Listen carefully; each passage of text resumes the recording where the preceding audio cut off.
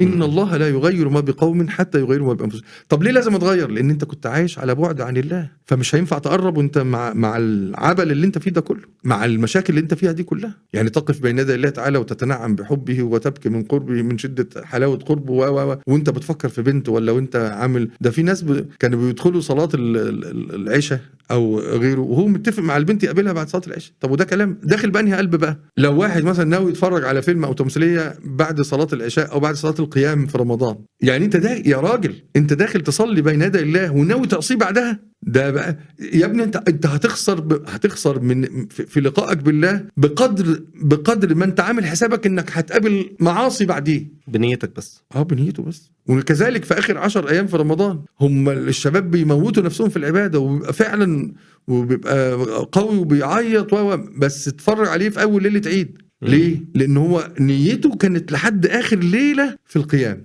نيته انا عايز افوز في رمضان. طب وبعد رمضان لا بقى يحلها ربنا، سهله بقى، نعوض في اللي جاي، كل حاجه سهله. ما عندوش نيه ممتده ان حياته كلها تكون لله، لا هو مؤقت.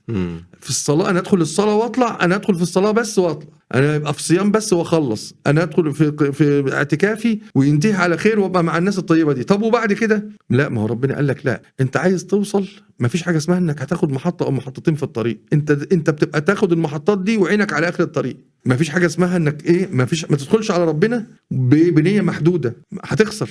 انما الاعمال بالنيات، نيتك محدوده يبقى اجرك محدود، نيتك مقطوعه اجرك مقطوع، نيتك معلوله هيبقى اجرك معلول، كلها كده هي. انما الاعمال بالنيات، نيتك قاصره اجرك مقصور، يعني قليل. ولذلك ربنا قال لك قل إن صلاتي ونسكي ومحياي ومماتي، حتى المحيا حتى الممات. انت عينك انك تموت على اللي انت عليه، مش انك انت تخلص ليله وتنتكس ولذلك لسه والله النهارده كان قبل ما اجي في واحد بيكلمني وبيبكي يقول لي انا فعلت فاحشه، انا زنيت، انا عملت، انا بيقول لي ده انا مصلي ومن اهل صلاه الفجر واعمل طب يا ابني انت ليه عملت كده؟ قال لي ضعفت وانا مش عارف عملت كده. قلت له لا ما تقولش مش عارف، ما هو انت المصيبه انك ما تبقاش عارف السبب اللي وقعت بيه. قلت له ما تقولش مش عارف، انت يقينا اديت فرصه للشر ده ان يدخل لك، يقينا ان انت اديت مجال، نيتك كانت قاصره في انك انت انا بصلي طب وبعد ما خرجت؟ قال لي والله ده انا رحت في مش عارف ايه وصاله ايه ومساج ايه لحد ما استدرجوني. قلت له مين اللي وداك؟ قال لي انا. قلت له طب ما